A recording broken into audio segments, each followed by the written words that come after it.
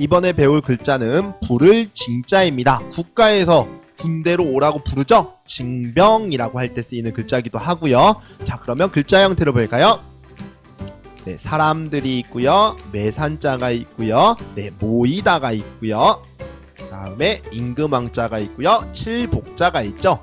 예전에 이 왕을 몰아내기 위해서 왕이 정치를 잘 못하면 사람들이 생각이 많아지겠죠. 그러면서 이 왕을 몰아내기로 역적 모의를 한 거예요. 어디서 했냐면 산에 모여서 역적 모의를 한 거예요. 근데 그 사실을 누가 알았냐면 왕이 안 거예요. 당연히 가만 놔두지 않겠죠. 왕이 산에 모여서 역적 모의하는 그 사람들을 어떻게 해요? 칠복자죠. 치려고 하는 거예요. 그러기 위해서는 군사들을 이 산으로 불러야 되겠죠. 그런 의미에서 만들어진 글자라고 보시면 되겠습니다. 다시 한번 한 줄 설명으로 정리할게요. 왕이 산에 모인 사람들을 치기 위해서 군사를 부른다 라고 기억하시면 되겠습니다. 참고로 다른 훈음은 음률 이름치라는 훈음을 갖고 있어요. 궁상각치우 할 때 그때는 이 글자가 부를 징으로 사용되지 않고 음률 이름치로 사용이 된다라는 거 알아두시면 좋을 것 같습니다. 이번에 배울 글자는 징계할 징자입니다. 자, 징계하다라고 하는 것은 벌을 주다, 혼을 내주다 뭐 이런 의미가 될 수 있겠죠. 자, 글자를 볼까요?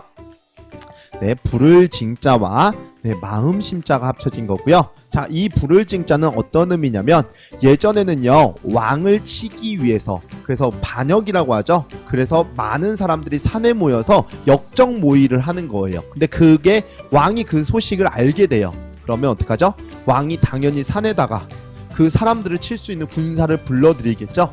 그런 의미에서 만들어진 글자라고 보시면 되겠습니다. 그래서 다시 한번 제가 설명을 드리자면, 자, 임금 왕자가 들어가 있죠. 이 왕을 모여서 반역 모의를 했던 사람들이 산에 있다는 사실을 알았어요. 그래서 왕이 산에 모여 있는 그 반역자들, 그 사람들을 치기 위해서, 칠복자죠. 치기 위해서 산으로 군사들을 불렀다라고 보시면 되는 거예요. 그때 마음속으로 어허, 이놈들 안 되겠네, 내가 혼을 내줘야지 라고 하는 것이 징계하다라는 의미가 될 수 있겠죠. 자, 한 줄 설명으로 다시 보도록 하겠습니다. 왕이 산에 모인 사람들을 치기 위해 군사를 불렀는데 그때 마음은 징계하고자 하는 것이다 라고 기억하시면 되겠네요. 이번에 배울 글자는 치마상자입니다. 자, 우리 하의로 입는 그 치마를 얘기하는 거고요. 글자 형태를 볼까요? 높을 상자와 옷 의자로 합쳐졌고요. 이 높을 상자는 다른 글자에 들어갈 때 이렇게 글자의 형태가 변형이 될 수 있다는 거 알아두시면 되겠고요.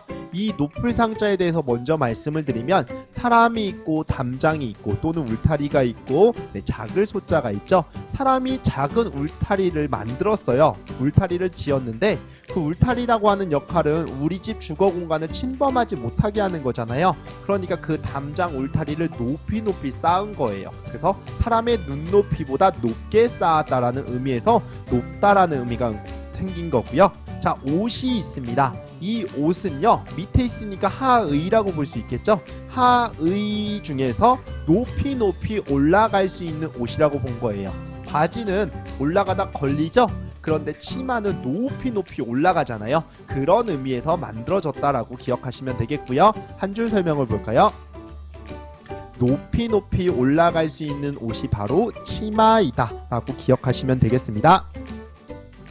이번 글자는 맛볼 상자입니다. 여기서 말하는 맛보는 것은요 어떤 일을 경험해보는 것, 겪어보는 것을 이야기하는 거고요. 글자를 보겠습니다.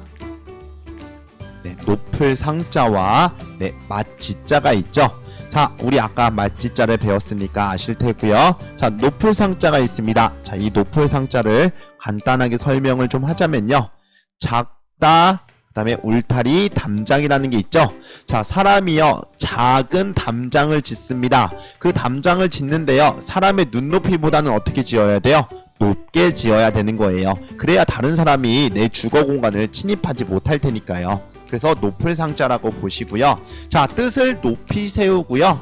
내가 그 뜻을 이루기 위해서 이것저것 열심히 경험을 해보겠죠. 그런데 이건 해야 되는지 말아야 되는지 간혹 좀 고민하는 것들이 생길 수 있겠죠.